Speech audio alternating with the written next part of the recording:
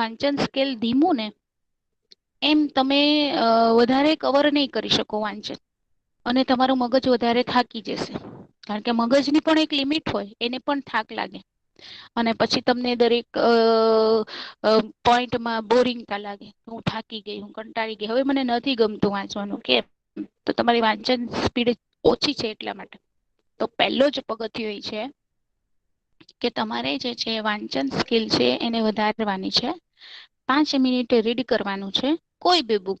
SS છે કે તમને જે છે સાયન્સ ગમે છે કે તમને ગુજરાતી ગમે છે, બરાબર. 5 મિનિટ રીડિંગ કરવાનું છે. અને તમારે બધાએ કેટલી લીટી વાંચી એ નોંધ કરીને રાખવાનું છે.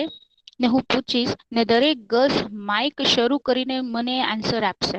તમને હું એમ પૂછું છું ને કે ભાઈ રોલ નંબર 5 જે છે મને આન્સર આપશે. તો મને એવું લાગે છે કે શાયદ એને માઈક શરૂ કરતા નહી આવડતું હોય, અથવા તો ઈ બ્રેક લઈને ફ્રેશ થવા ગઈ હશે. કોઈ પણ રીઝન હોઈ શકે છે, હું તમને નથી જોઈ શકતી, બરાબર ને. પણ એક એટલું ધ્યાન રાખજો કે જયારે મિસ તમને કઈ પ્રશ્ન પૂછે છે કોઈ બી ગર્લ્સને, તો તમારી ફરજમાં આવે છે કે તમે આન્સર આપો માઇક શરૂ કરીને. હું થોડીક રાહ પણ જોઉં છું, 2-3 વાર તમારો નંબર બી બોલું છું, બરાબર, પણ આન્સર મને મળતો નથી. તો હવે આપણે એક વસ્તુ એ કે મિસ અહિયાં હું તમને કોઈ સજા કરવાની નથી, બરાબર. તમારે ખોટું ખરું ગમે એવું, બરાબર, આન્સર આપવાનું. કોઈ હસશે બી નહી, બધાના માઈક બંધ છે, કોઈ તમારી મજાક ભી નહી કરે.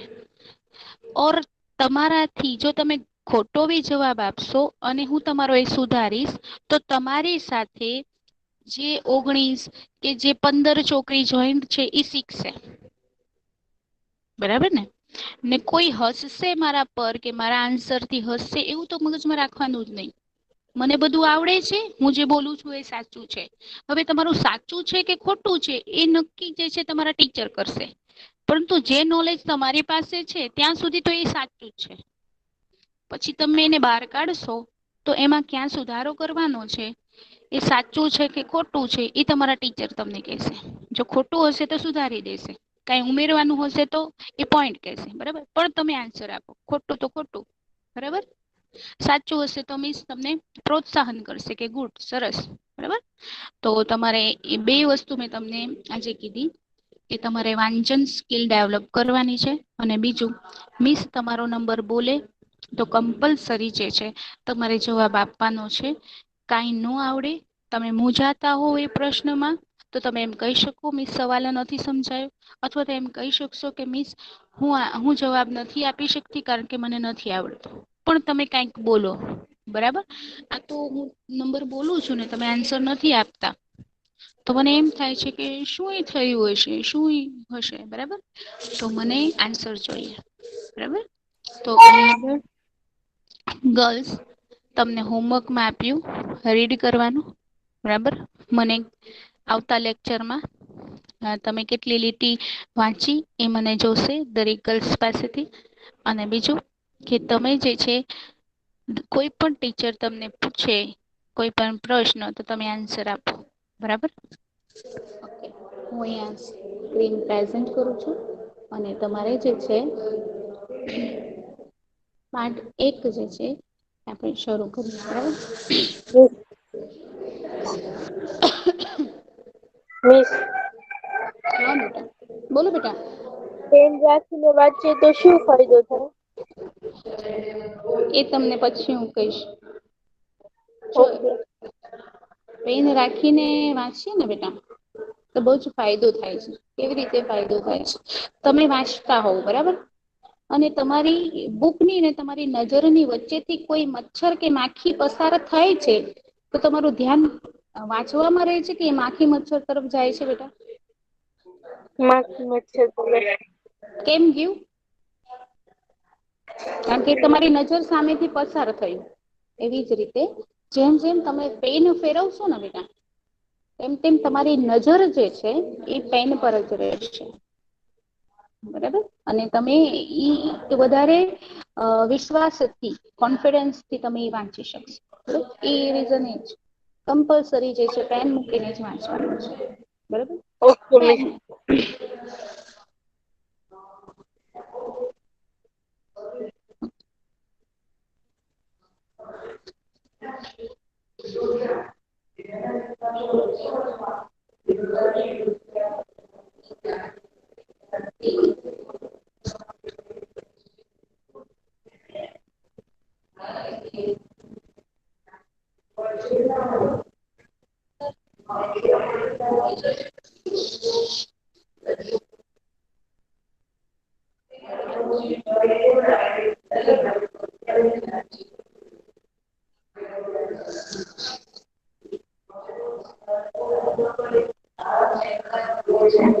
તમને દેખાય છે બેટા?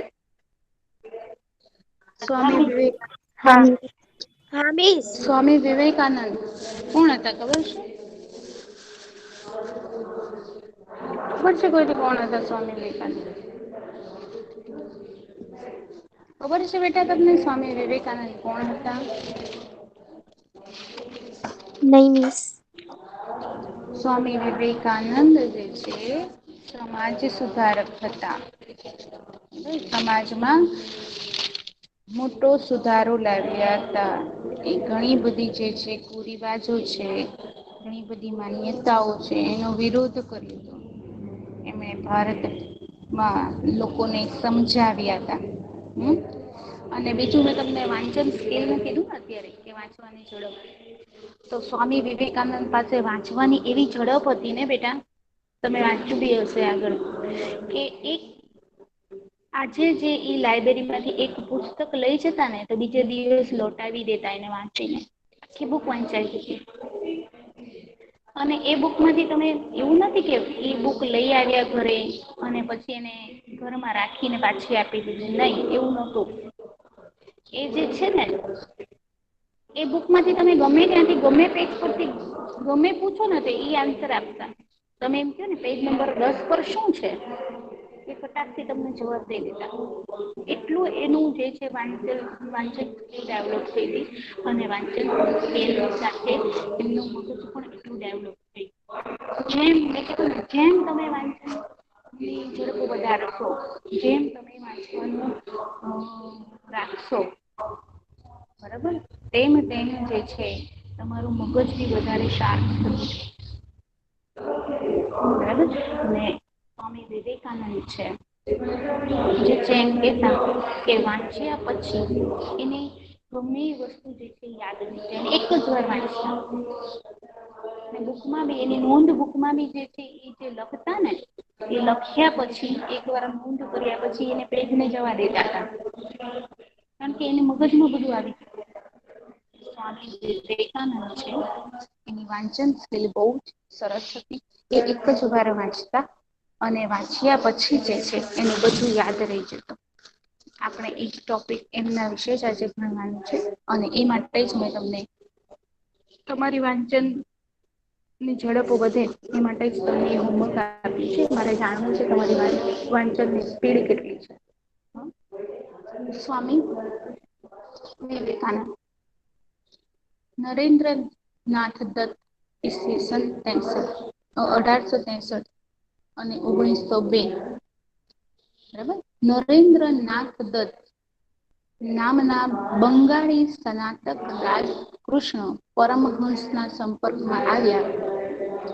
રામકૃષ્ણ પરમહંસ વિશે આપણે જોયું છે. આ એક પૂંજારી છે આ એક સંત છે આ એક શુદ્ધ ચારિત્ર વાળા અને અ એ જ્ઞાન ભક્તિ ના ઉપદેશ આપનાર વ્યક્તિ છે. ખુબ જ જ્ઞાન હતું એટલા માટે લોકો એમની પાસે આવતા હતા. એવી જ રીતે નરેન્દ્રનાથ દત્ત છે. એટલે કે સ્વામી દયાનંદ સરસ્વતી છે એમના બાળપણનું નામ છે નરેન્દ્રનાથ દત્ત. બરાબર એમના બાળપણ નું નામ છે. એ નરેન્દ્ર નાથ દત્ત છે. એ રામકૃષ્ણ પરમહંસ ના સંપર્કમાં આવ્યા. બરાબર. અને રામકૃષ્ણે નરેન્દ્રની જ્ઞાન પીપાશા એટલે જ્ઞાનને જાણવાની ઈચ્છા ની તૃપ્તિ કરી.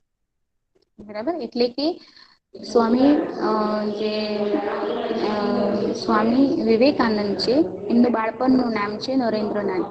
એની જ્ઞાન મેળવવાની ઈચ્છા જોઈ, એને જાણવાની ઈચ્છા જોઈ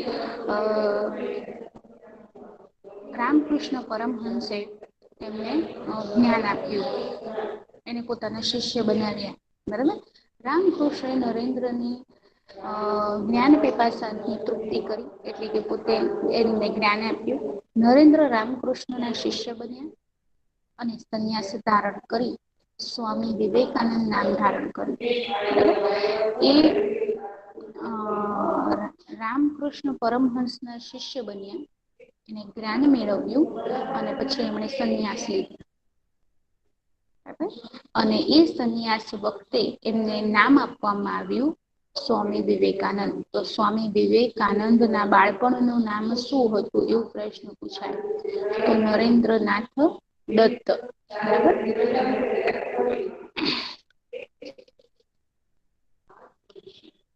ભારતીય અને પાશ્ચાત્ય તત્વજ્ઞાન ના ઊંડા અભ્યાસી બન્યા. એમને ભારતનું પણ અને પશ્ચિમના દેશોનું પણ જે છે તત્વજ્ઞાન નો ઊંડો અભ્યાસ કર્યો. સ્વામી વિવેકાનંદ એ લોકોને દુખી માનવોની સેવા કરવા અને તેમના જ ઈશ્વરના દર્શન કરવા એવું બોધ આપ્યું છે. સ્વામી વિવેકાનંદે શું કહ્યું, ભારતની પરિસ્થિતિ છે, પશ્ચિમી દેશોની રહેણી કરણી અને સંસ્કૃતિ તરફ લોકોને વળતા જોયા, અને એ લોકો થોડાક વધારે જે છે સેલ્ફિશ, એટલે કે ખુદનું જ વિચારતા થયા. પહેલાના સમયમાં એવું નહોતું. પહેલાના સમયમાં આજુબાજુ વાળા કે પોતાના મિત્રો દુઃખી હોય ને, તો પહેલાના સમયના લોકોમાં એવી લાગણી હતી કે એ લોકોનું દુઃખ દૂર કરવા માટે પોતાનો સમય, પોતાના પૈસા બધું ખર્ચી નાખતા.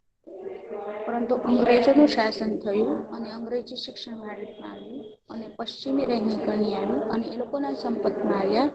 ત્યાંથી મનુષ્ય જે છે ખુદગર્જ થઈ ગયું છે, જે સેલ્ફિશ થવા લાગ્યું.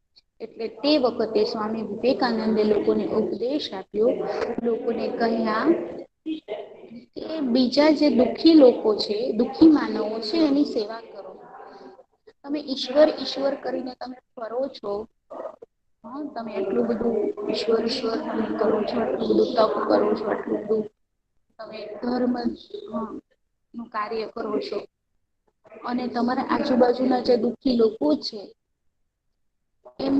એમને જોઈને તમે કઠોર બની જાઓ છો. એમને દુઃખી જોઈને તમારું દિલ નથી દુખાતું. બરાબર ને? તો એમણે કહ્યું, સ્વામી દયાનંદે કહ્યું, લોકોને દુઃખી માનવાની અને સેવા કરવા અને તેમાં જ ઈશ્વરના દર્શન કરવા નો બોધ આપ્યો. તેમણે ભારતના યુવાનોને ભૂતકાળ પ્રત્યે ગૌરવ અને ભવિષ્ય માટે શ્રદ્ધા જાગૃત કરી. તેમણે ઈશ્વર 1893માં યુનાઇટેડ સ્ટેટ્સના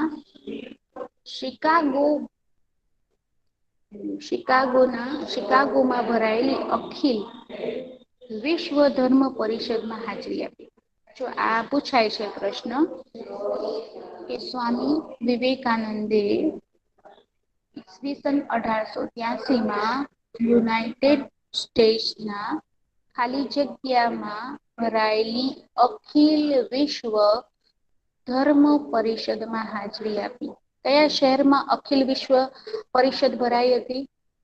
તો શિકાગોમાં. કઈ સાલમાં ભરાઈ હતી? તો ભાઈ 1893. બરોબર.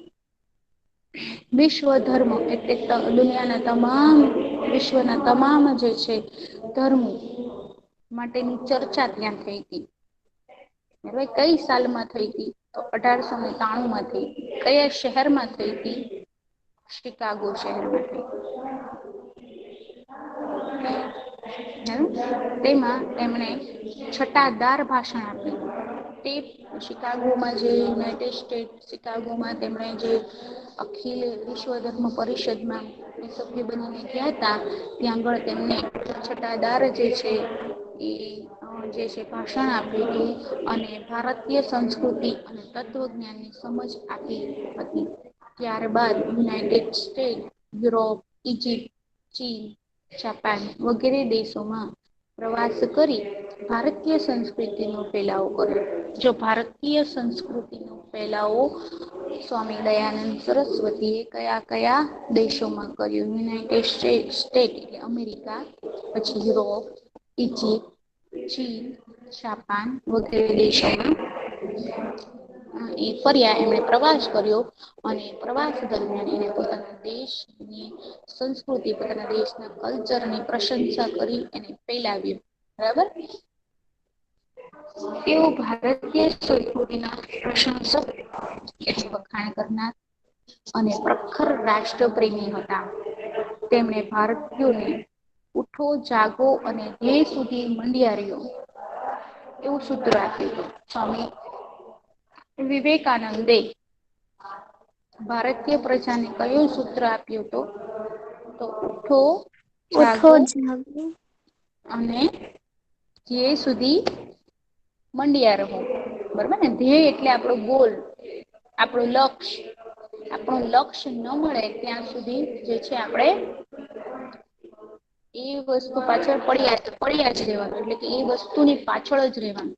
દાખલા તરીકે તમે 8માં છો, તમે નક્કી કર્યું કે શું ડોક્ટર જ બનીશ, એમ શું પરિચારિકા જ બનીશ એટલે કે નર્સ જ બનીશ, એમ શું એન્જિનિયર જ બનીશ.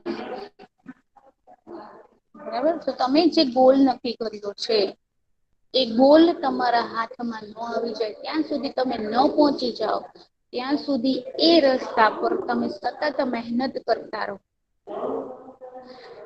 ત્યાં સુધી ન પહોંચો ત્યાં સુધી તમે એક બી શ્વાસ આરામ ની લો.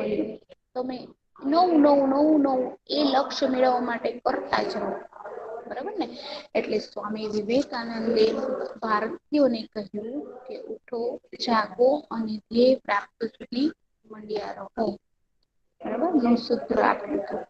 સ્વામી વિવેકાનંદે ઈસવીસન 1897માં પોતાના ગુરુ ના નામ, એમના ગુરુ કોણ હતા ખબર છે કોઈ ગર્લ્સને? સ્વામી વિવેકાનંદ ના ગુરુ. હું ઘણી બધી વાર એમનું નામ બોલી. કોઈ એક ગર્લ્સ રામકૃષ્ણ પરમહંસ. સ્વામી વિવેકાનંદે ઈસવીસન 1897માં પોતાના ગુરુ ના નામ પરથી બેરુલમાં, બેરુલ એક જગ્યા છે, પોતાના ગુરુ ના નામ પરથી બેરુલમાં રામકૃષ્ણ મિશન મઠ, એક મઠ ની સ્થાપના કરી જેનું નામ હતું રામકૃષ્ણ મિશન. બરાબર. તો 1857માં સ્વામી વિવેકાનંદે કયા મઠની સ્થાપના કરી? તો રામકૃષ્ણ મિશન મઠ. બરોબર છે. એમના ગુરુ નું નામ છે. એ મઠ ની સ્થાપના કરી. કઈ સાલમાં કરી? તો 1897. અથવા એમ પૂછે કે રામકૃષ્ણ મિશન મઠ ની સ્થાપના કોણે કરી? તો સ્વામી વિવેકાનંદ. બરાબર.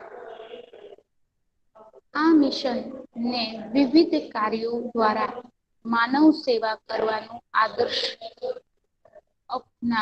અપનાવાયું. આ મઠમાં શું કરવાનું હતું કે આ મઠમાં જોડાનાર દરેક વ્યક્તિને જુદા જુદા કાર્યથી લોકોની સેવા કરવાનું હતું.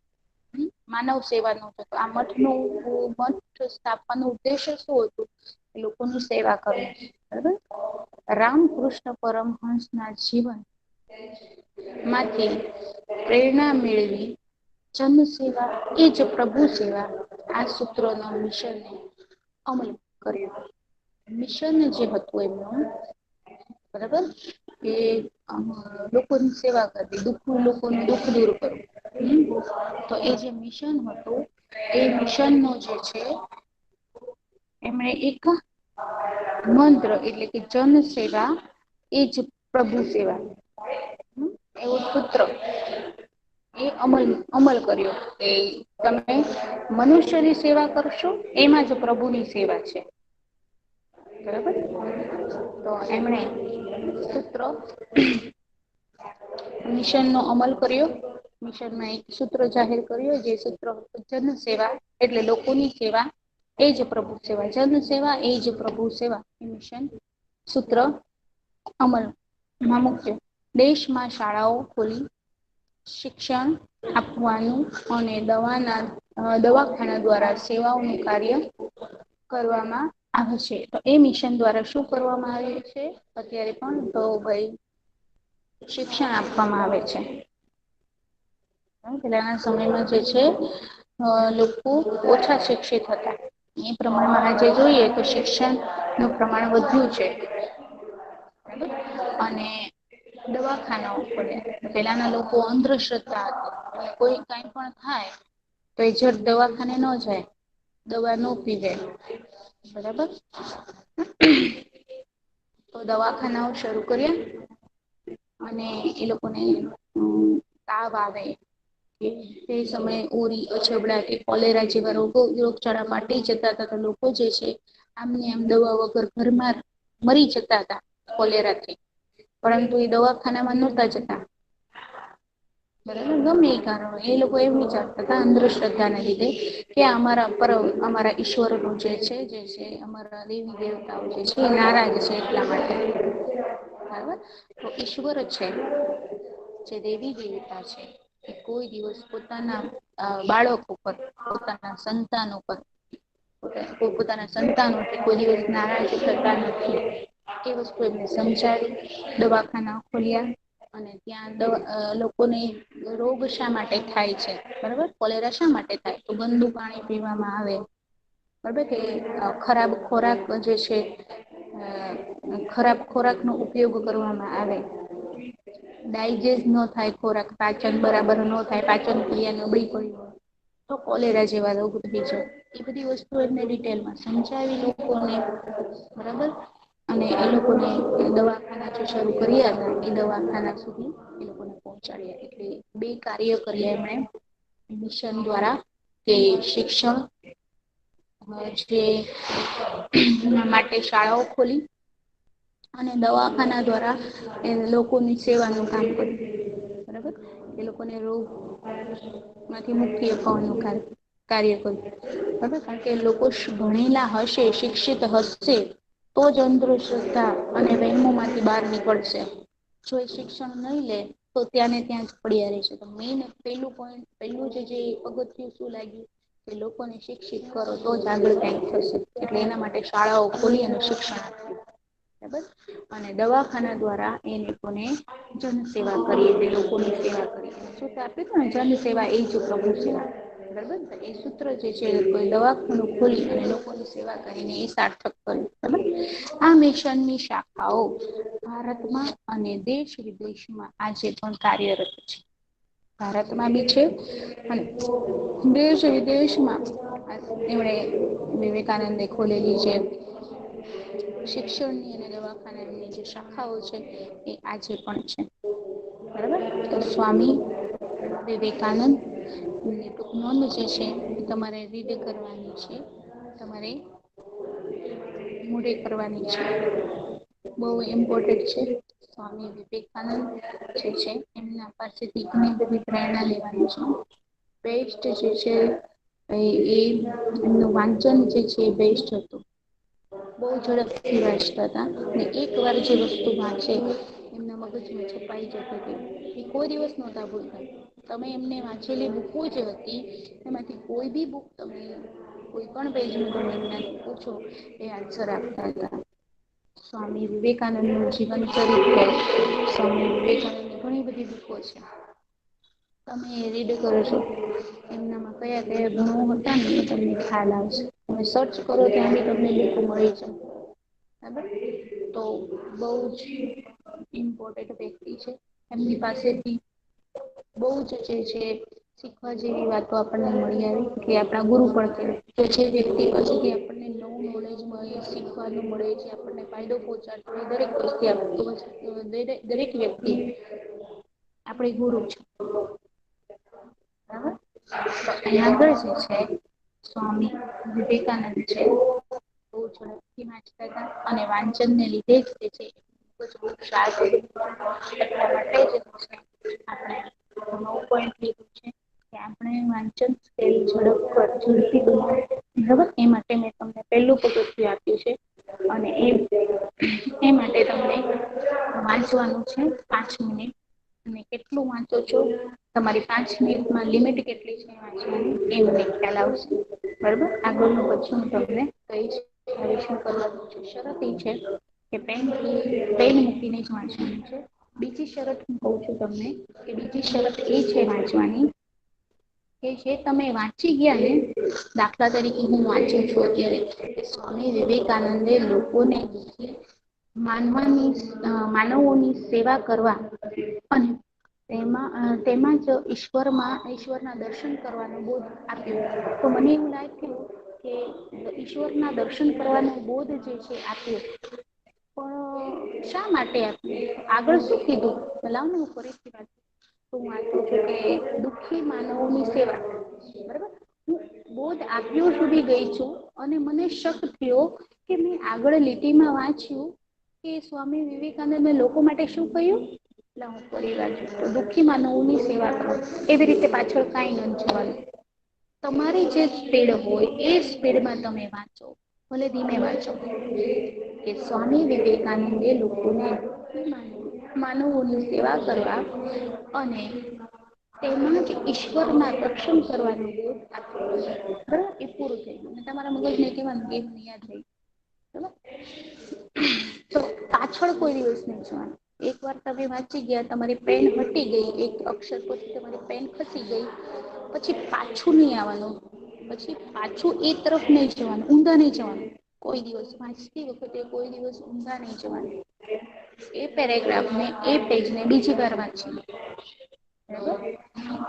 બીજી વાર વાંચવાની પ્રેક્ટિસ કરો ને તો એ જ પેજને વાંચો તમારા મગજને કેતા રહેવાનું કે તું બહુ હોશિયાર છે તને બધું જ યાદ રહેશે બરોબર એટલે કે આજે આપણે બે શરત વાંચનની કે એક તો પેન રાખીને વાંચવાનું અને બીજું એક વાર વાંચ્યા પછી પાછું નહી કરવાનું અને મગજને સતત કયા કરવાનું કે તું બહુ શાર્પ છે તું બહુ તેજ છે તને બધું યાદ રહે છે કેતા રહેવાનું ટકોરતા રહેવાનું બરોબર ને તમે વારંવાર જો વારંવાર જૂઠ બી કહેવામાં આવે ને તો એ વસ્તુ સત્ય થઈ જાય બરાબર એવી જ રીતે તમારે તો સત્ય જ કહેવાનું છે કારણ કે ઈશ્વરે સ્વામી વિવેકાનંદ નું જે મગજ જે મટીરિયલ થી બનાવ્યું હતું ને એજ મટીરિયલ આપણા મગજમાં છે આપણું બ્રેઇન પણ એજ મટીરિયલ થી બનેલું છે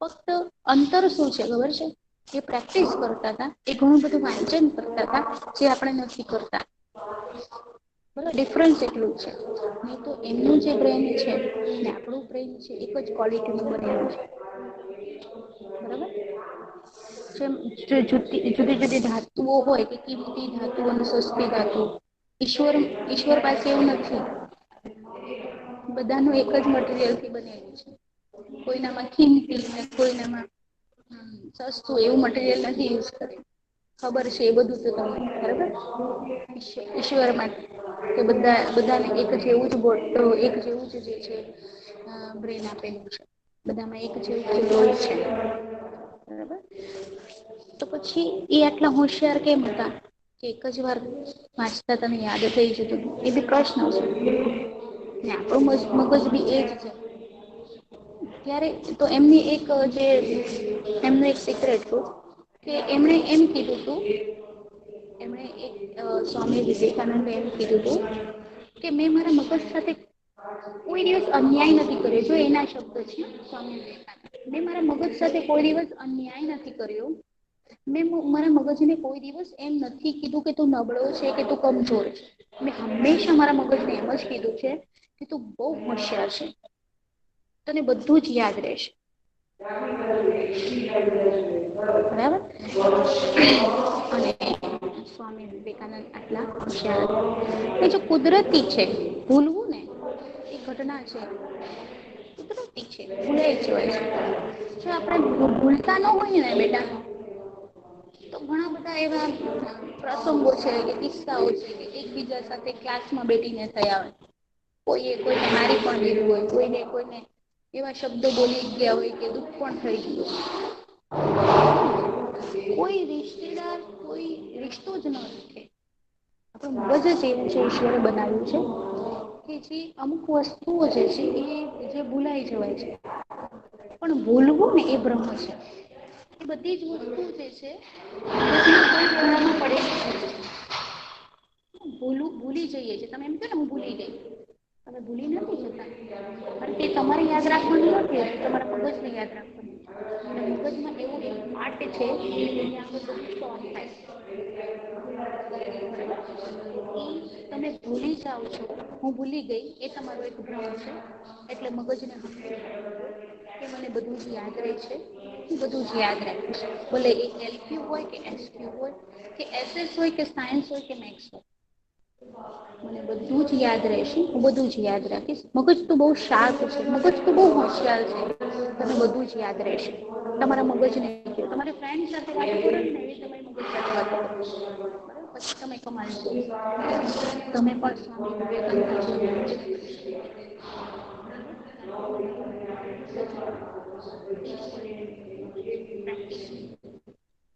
બરાબર વાંચવાની પ્રેક્ટિસ કરવાની છે તમારે જેમ જેમ તમે સ્ટેપ બાય સ્ટેપ વાંચશો